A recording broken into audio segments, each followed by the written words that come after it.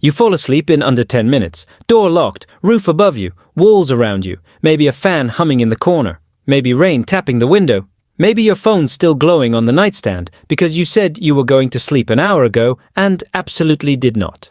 Either way, when you close your eyes tonight, you're doing something so normal you never even question it. You are becoming unconscious on purpose, and for almost all of human history, that was insane, because sleep is a disaster from a survival point of view. You stop paying attention, your muscles go slack, your reaction time vanishes, your vision is gone, your hearing dulls. You become, for a few hours, exactly the kind of animal every predator wants. Now imagine doing that not in a bedroom, but on open ground. No door, no walls, no police, no electricity.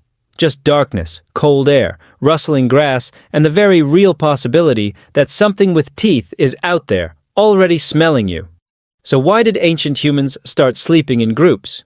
Because alone, they probably did not last very long, and that is the first part people miss. Sleeping in groups was not originally about friendship, it was not about comfort, it was not some sweet prehistoric sleepover where everyone just liked being together. It was defense. Pure, brutal, practical defense. A single sleeping human is vulnerable. 20 sleeping humans around the same fire are a system.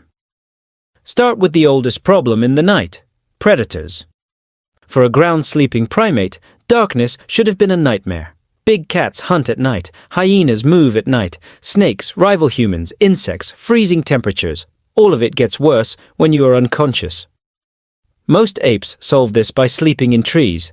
Humans eventually did something much riskier. We came down to the ground. That should have made us easier to kill. But we did not come down alone. We came down together.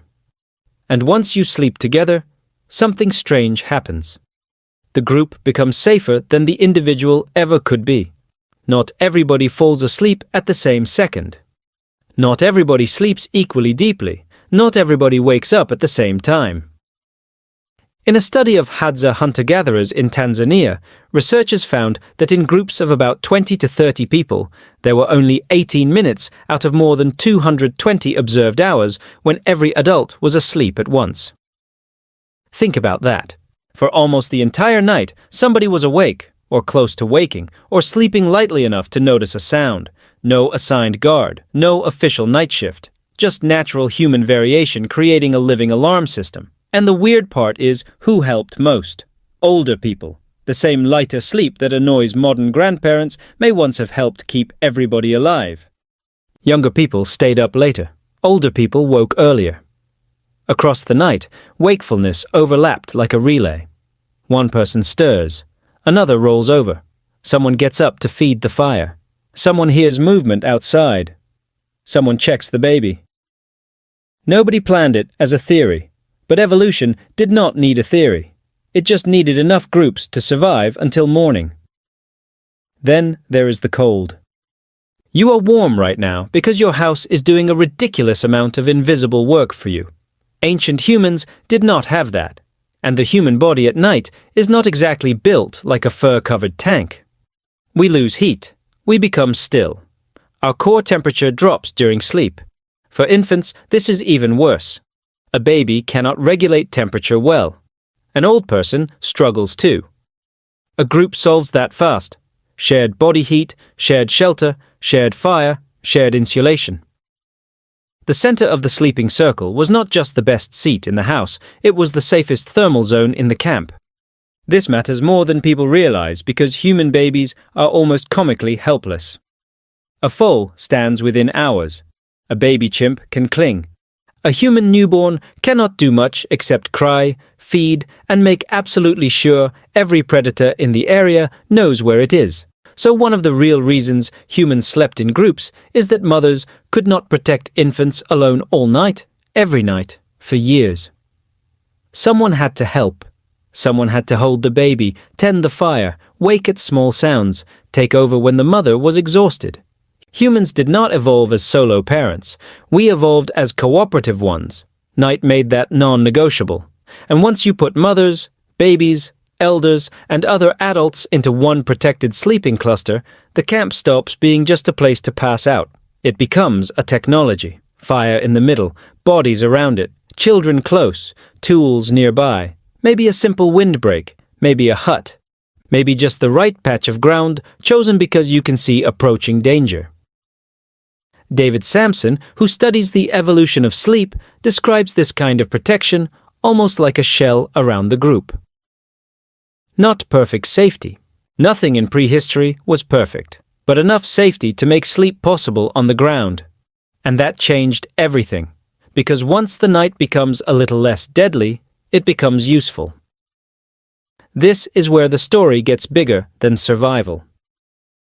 Anthropologist Polly Wiesner studied fireside conversations among the Jew/Hoansi and found that daytime talk was mostly practical.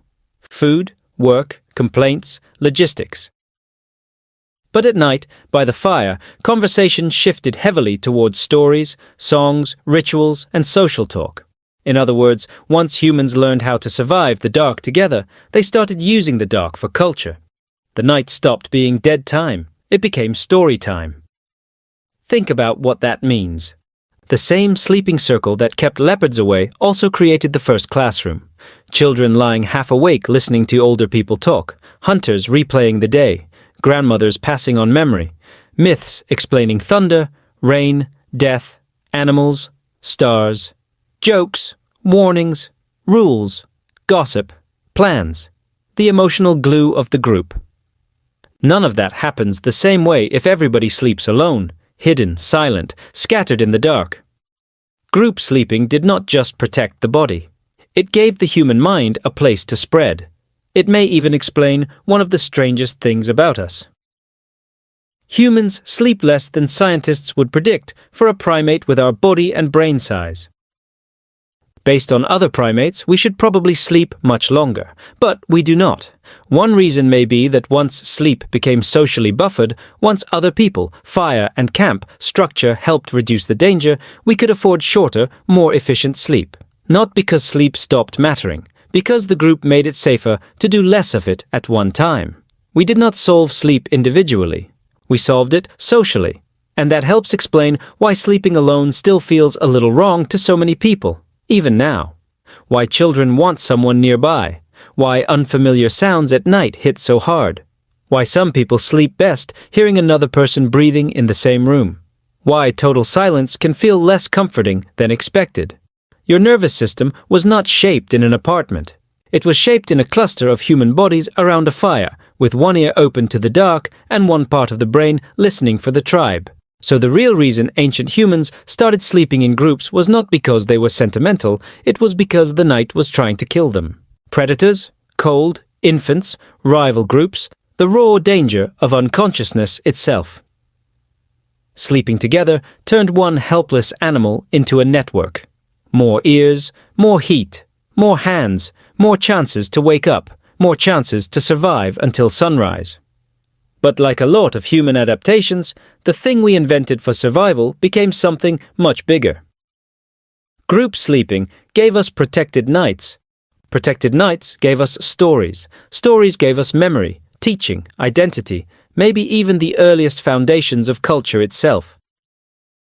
The camp at night was not just where people slept, it was where humans became human. So tonight, when you climb into bed and disappear into sleep without thinking twice about it, remember how strange that act really is. For hundreds of thousands of years, your ancestors could only afford to do it because someone else was nearby. Someone older, lighter sleeping, half awake. Someone keeping the fire alive. Someone listening. Someone making sure the group made it to morning. You do not sleep the way you do because you are safe alone. You sleep the way you do because your species learned a very long time ago that the dark is easier to survive when nobody faces it by themselves. And if that changed the way you think about sleep, stay with me, because ancient human life gets even stranger from here.